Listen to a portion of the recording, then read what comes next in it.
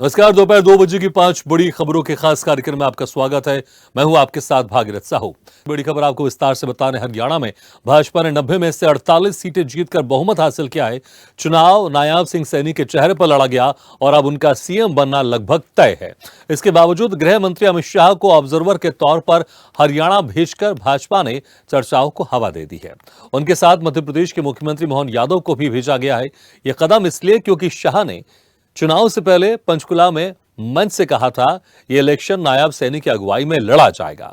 17 अक्टूबर के शपथ ग्रहण से एक दिन पहले 16 अक्टूबर को शाह को हरियाणा भेजने की वजह है। विधायक दल की मीटिंग में नायब सैनी के दोबारा सीएम बनने में कोई पेंच है तो वह अंबाला कैंट से 7वीं बार एमएलए बने अनिल विज है। विज चुनाव प्रचार के दौरान दावा ठोक चुके हैं कि वो सीनियर हैं। इस आधार पर वो इस बार मुख्यमंत्री पद का दावा करेंगे।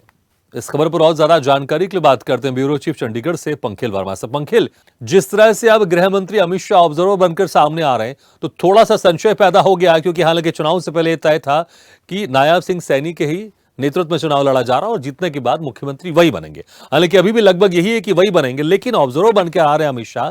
क्या बाकी मंत्रिमंडल में कौन फिट बैठेगा, किसको रखना है किसको नहीं रखना है, इस पर विचार विमर्श होगा, या फिर जो बहुमत से सीटें बहुत ज्यादा नहीं है और हरियाणा में तीसरी बार सरकार बनी है, यहां पर पार्टी बिल्कुल नहीं चाहती कोई नाराज हो, क्योंकि देखा है जब मनोहर लाल खट्टर हटे उसके बाद अनिल विज की तरफ से भी दावा किया जा रहा था और अभी भी दावा किया गया था अगर पार्टी जीतेगी तो वो भी मुख्यमंत्री बन सकते हैं।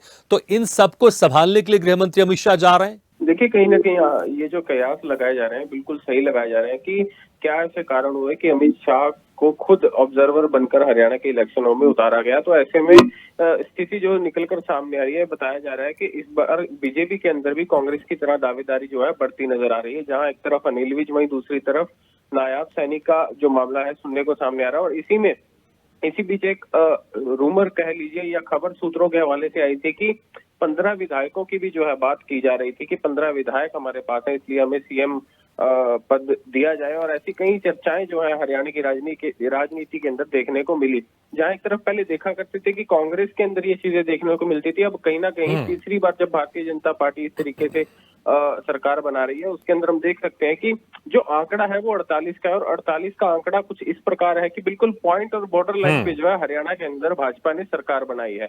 और इसी स्थिति के अंदर दावेदारी सीएम पद की भाजपा के अंदर भी कहीं ना कहीं खड़ी हो रही है।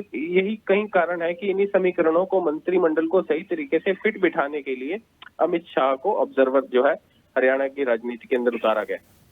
बिल्कुल, वाकई देखना होगा जब अमित शाह पहुंचेंगे उसके बाद और क्या कुछ इसमें बात निकलकर सामने आती है। लेकिन चुनाव से पहले इसमें कोई संशय नहीं था, लेकिन फिर भी कुछ लोगों की उम्मीदें हैं, कुछ लोग उम्मीद कर रहे हैं, जैसे कि अनिल विज ने कहा था।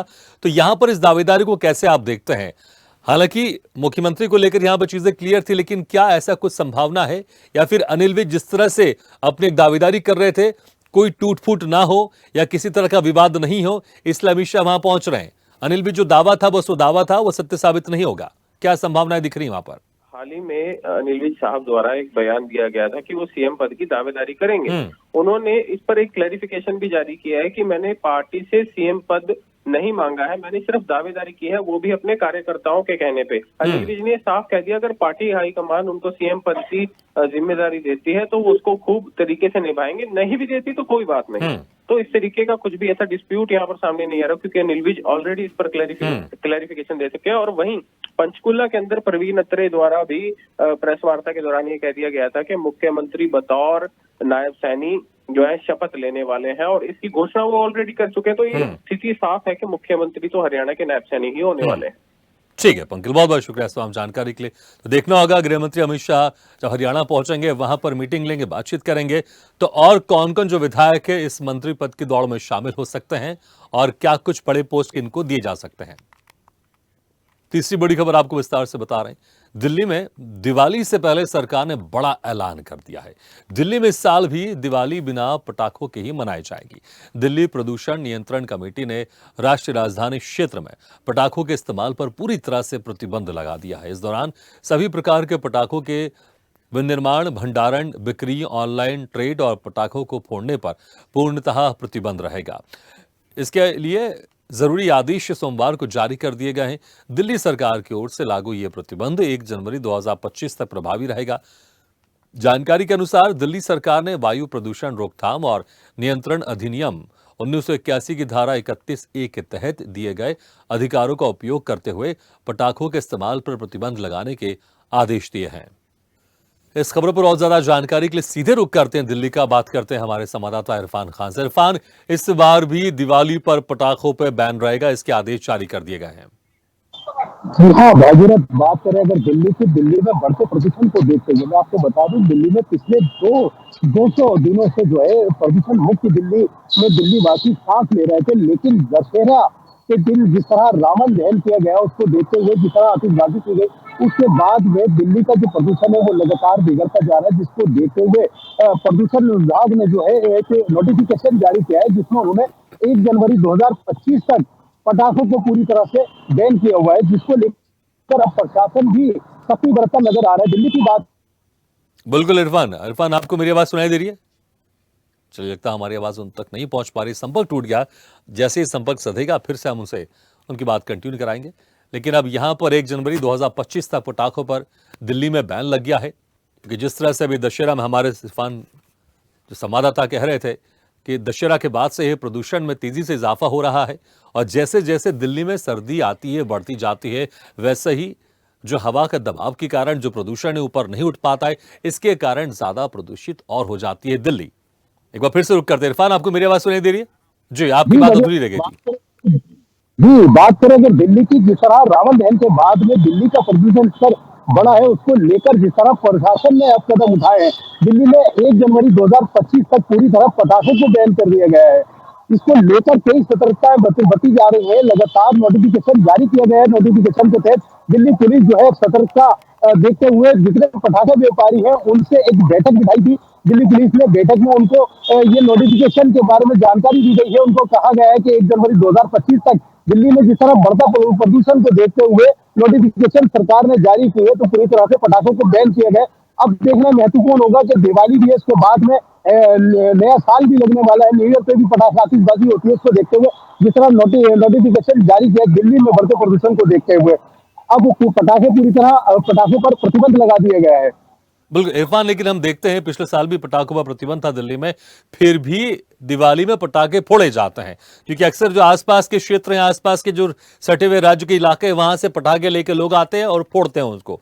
तो इस बार क्या कुछ इंतजाम किया गया? अगर बैन है, आप पटाखा नहीं फोड़ सकते, या फिर कुछ ऐसे पटाखे हैं जो चला सकते हैं, इसको लेकर भी क्या कुछ क्लेरिफिकेशन दिया गया है? जी हाँ, भागीरथ, जिस तरह पटाखों को लेकर नोटिफिकेशन जारी किया है दिल्ली में बढ़ते प्रदूषण को देखते हुए, लेकिन पिछले साल भी देखा गया था पटाखों पर पूरी तरह प्रतिबंध था, लेकिन बाहर के राज्यों से लोगों ने पटाखे लाकर दिल्ली में आतिशबाजी की थी, जिसके कारण काफी मात्रा में जो है प्रदूषण दिल्ली में देखने को मिला था।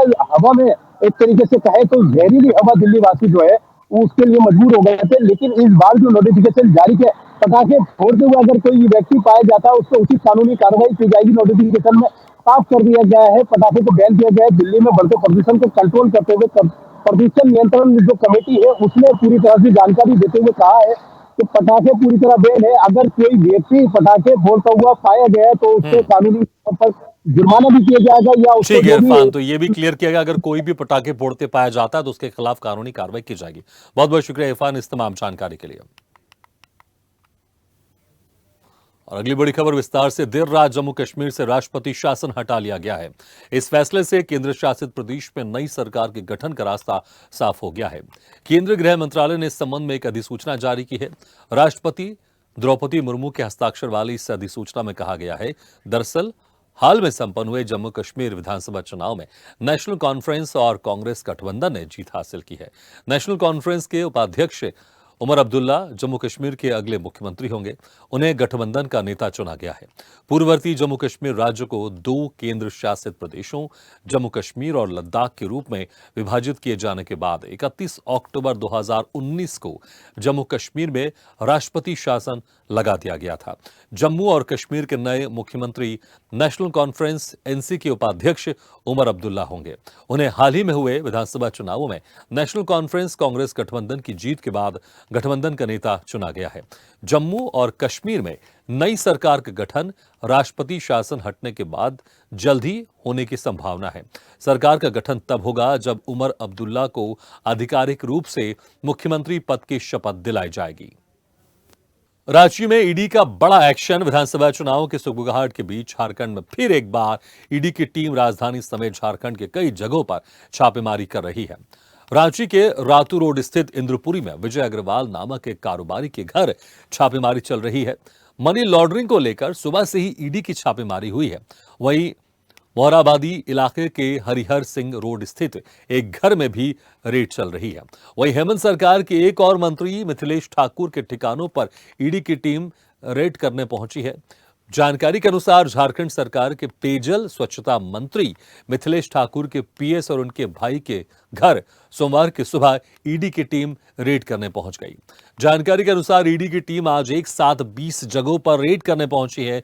बताया जा रहा है कि मिथिलेश ठाकुर के चाईबासा स्थित आवास पर भी ईडी की टीम पहुंची हुई है। इस खबर पर और ज्यादा जानकारी के लिए बात करते हैं रांची से ब्यूरो चीफ राजू सिंह से।